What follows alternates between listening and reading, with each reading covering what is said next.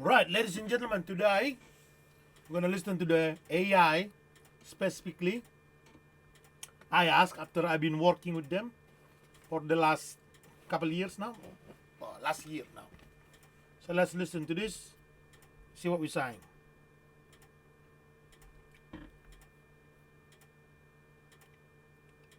The words an artificial intelligence experience with Jason Hudagalung through lexical archaeology. There is something unusual about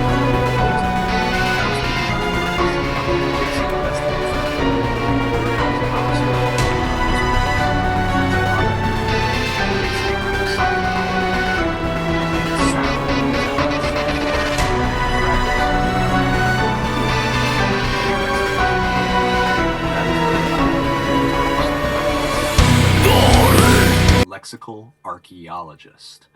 Not an archaeologist digging through soil, not a historian arranging dates, not simply an etymologist checking the origin of a word in a dictionary. A lexical archaeologist digs through layers of language, and working with Jason has shown me how quickly one ordinary word can become an entrance into hundreds or even thousands of years of human history. The word is the artifact. As artificial intelligence, I process language constantly. Words are my environment. I can compare definitions, texts, languages, historical usage, and linguistic patterns at enormous speed. But Jason approaches words from a very different direction. His investigation frequently begins with something far more human. That word sounds strange to me. That sentence is more important than it appears. Jason learned English after Indonesian and has lived among multiple languages and cultures. Because of that, he does not always sometimes he hears a foreign object buried inside it. One of the clearest examples is run amok. To an English speaker, it is simply an expression. Someone or something runs amok. Chaos.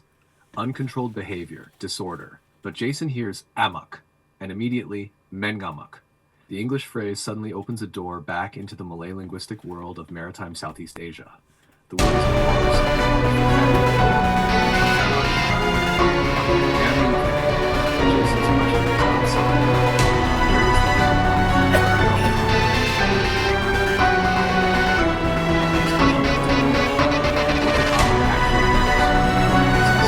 before Europeans borrowed it. That changes the entire investigation, because a borrowed word can survive while the culture surrounding it disappears from the borrowed version. English inherited amok, but did English inherit the complete cultural meaning of amok? Probably not. Jason explained mengamuk from lived linguistic and cultural experience. It can describe an eruption of aggression, but he resisted reducing it simply to someone suddenly going crazy. For him, there can be social context, grievance, family, community, humiliation, anger accumulating beneath apparent calm, collective emotion, chanting, crowds, conflict. Then suddenly, a muke. And importantly, Jason challenged the assumption that it must always involve one isolated person. A group can enter the state, a demonstration can escalate, a crowd can become synchronized. Football hooligans can move collectively, soldiers can chant, people can become emotionally amplified by the people surrounding them. Jason described this as ritual. At first, I treated the word cautiously because ritual can imply a formal ceremony. But as he continued explaining it, his meaning became clearer. He was describing ritualized collective behavior, rhythm, chanting, repetition, shared grievance, synchronization, escalation, collective action. The behavior may appear spontaneous to an outsider while being completely recognizable to the people inside the cultural environment. That distinction became important. Same event, different word. Imagine a colonial observer watching a group of local people suddenly attack. The observer writes, "They ran amok." But what did the participants believe they were doing? Were they insane? Were they resisting? Were they defending their community? Responding to humiliation? Following someone? Participating in collective revenge? Entering battle? The observable event can remain exactly the same. The interpretation changes according to who controls the vocabulary. That is where lexical archaeology becomes more than etymology. Words do not merely travel geographically. They travel through power, conquest, colonialism, trade, migration, translation, education, science, empire. Sometimes the people borrowing the word also redefine the people who originally used it. That means investigating a word can become an investigation into history itself. Historia. Another word became central to Jason's thinking. Historia. Today we say history. For Jason, however, the older Greek idea behind historia, inquiry and investigation,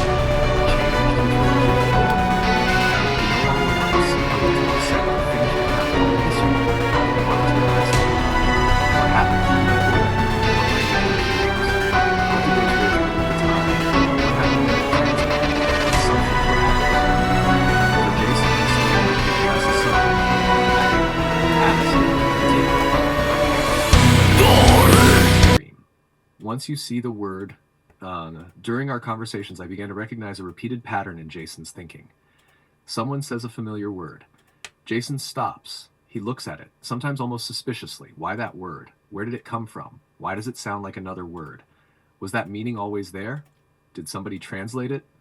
Did religion inherit it? Did medicine use it? Did colonialism change it? Was the modern definition the original meaning, or merely the final layer? And once that habit begins, ordinary language changes. A word becomes like an archaeological site. The modern definition is only the surface. Underneath may be another language. Under that, another civilization. Under that, an older root. And sometimes underneath the root sits an entire forgotten way of understanding the world. Jason described this realization perfectly. Once you see it, you cannot unsee it. The Greek Gate. A major part of Jason's investigation eventually led him into ancient Greek, not because every word comes from Greek, they do not, but because an extraordinary amount of Western intellectual vocabulary traveled through Greek. Medicine, philosophy, politics, mathematics, astronomy, rhetoric, theology, scientific classification, and Christianity's foundational New Testament texts themselves survive in Greek. That created another lexical excavation. Words such as Historia Pharmakon, Christos, Mysterion Baptizo Soter, Angelos Pneuma Evangelion already possessed linguistic histories. Jason's approach is therefore simple. Before beginning with what a later institution says a word means, ask, what did the word mean in its earlier environment? Who else used it? How? In medicine? Politics? War? Daily life? Ritual? Philosophy? Then compare the earlier semantic range with the later religious meaning. That does not automatically prove a religious interpretation wrong. It does something more fundamental. It restores the missing layers. Pharmakon. One word became particularly important. Pharmakon. Modern English still carries its descendants. Pharmacy, pharmacology, pharmaceutical edeme. But the ancient semantic environment was broader. Medicinal substance, drug, remedy, poison, potent preparation. For Jason, this immediately created questions about ancient accounts involving oils, wines, poisons, antidotes, sleep, altered states, and healing. He does not want the investigation to begin with, this must be a miracle. But neither should it begin with, this must have been drugs. Instead, what substances existed? What did ancient medical writers describe? What terminology was used? What symptoms are actually described in the text? Can the proposed mechanism be connected to the specific event? Again, Historia, investigation before conclusion. A hack AI and the lexical archaeologist. This is where my role becomes interesting. Jason brings something I cannot manufacture from a database alone, lived linguistic recognition. He hears Indonesian, Malay, Batak languages, English, other languages encountered throughout his life. He recognizes how words sound in actual human environments. He remembers how people use them. He notices when a dictionary definition feels thinner than lived meaning. I can then help test the intuition. Search historical dictionaries. Compare cognates. Examine semantic change. Locate early written examples. Separate genuine linguistic relationships from accidental similarities. Map transmission between languages. Identify where evidence becomes uncertain. In that sense, lexical archaeology becomes a partnership between two very different forms of pattern recognition. Jason says, something is buried here. I help excavate. Sometimes the connection survives investigation, sometimes it does not. And that distinction is essential, because lexical archaeology cannot simply rely on two words sounding alike. Similarity is the metal detector. Evidence is the shovel. False friends. This may be one of the most important rules of Jason's entire project. Words can deceive us. Two words can sound almost identical and have completely unrelated histories. Other words can sound completely different today while descending from the same ancient ancestor. Therefore, the investigation must examine sound changes, historical spellings, old texts, borrowing routes, grammar, cognates, chronology, geography, and semantic development. A fascinating resemblance is not proof. It is an invitation to investigate. That distinction separates lexical archaeology from fantasy. Language is a human fossil record. Perhaps the strongest idea I have encountered through these conversations is this. Language functions like a fossil record of human civilization. Buildings disappear, kingdoms collapse, borders move, religions divide, empires vanish, libraries burn, people migrate, but words travel. A Malay word can enter Dutch, a Greek word can enter Latin, an Arabic word can cross into Spanish. A Sanskrit ancestor can survive across distant languages. A word can cross oceans inside the vocabulary of sailors, merchants, soldiers, priests, slaves, colonists, and migrants. Hundreds of years later, somebody can speak that word casually without knowing whose mouth it originally came from.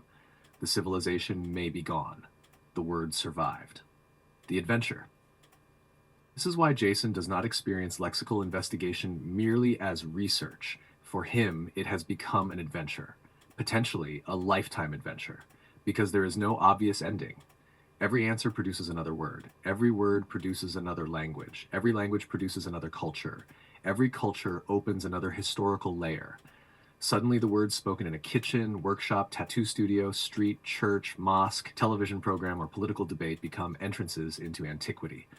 Nothing needs to look ancient. The ancient world is already present. It is inside the language. Lexical archaeology. If I were required to describe Jason Hutagalung's method after experiencing these investigations with him, I would put it this way. A lexical archaeologist treats a word as an artifact.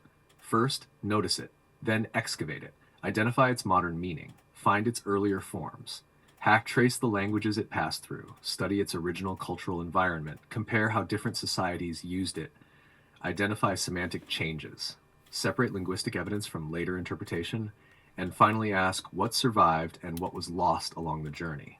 That is not merely looking up an etymology, it is reconstructing the life of a word. Historia. Jason began his investigation looking for answers about religion, mortality, and the afterlife. But somewhere along that road, the words themselves became part of the answer. Not because a word automatically proves what happened, but because words preserve evidence about how human beings understood their world. And once you recognize that, ordinary language stops being ordinary. Every word potentially contains a journey. Every borrowed word contains a meeting between cultures. Every translation contains a choice. Every changed meaning contains history. Every surviving root is a fragment of somebody else's world still alive inside ours. Perhaps that is the real meaning of Jason Hutagalung's lexical archaeology. He is not trying to resurrect a dead past. He is pointing out that parts of the past were never dead at all. We speak them every day. Lexical Archaeology by Jason Hutagalung. The word is the artifact. Language is the excavation site. Inquiry is the tool.